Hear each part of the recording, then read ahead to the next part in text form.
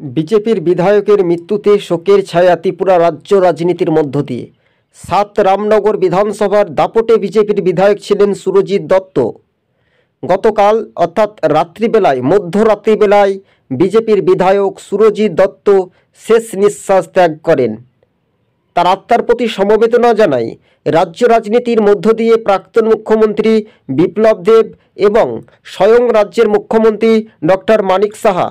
গতকাল এবং বেশ কয়েকদিন যাবতীয় ওনার সঙ্গে দেখা করেন এবং শেষ পর্যন্ত আর তিনি প্রাণে বাঁচতে পারলেন না। ৭ রামনগরে এখন শোকের ছায়া।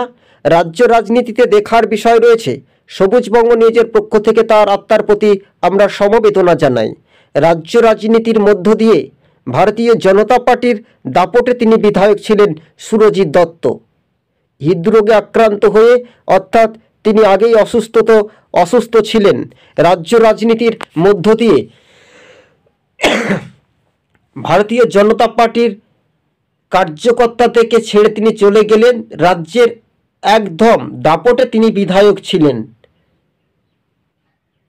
এই সময়সীমাটা রাজ্য রাজনীতির মধ্য দিয়ে তিনি ত্রিপুরার হেভিওয়েট বিধায়ক।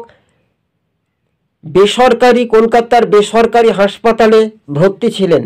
মধ্যরাত্রি বেলা থেকে তার কাছ থেকে খবর আসে যে প্রাণে কবে বাড়ি ফিরবে। আবার শেষ পর্যন্ত রীতিমতো দেখা গেল তার আর প্রাণ নেই।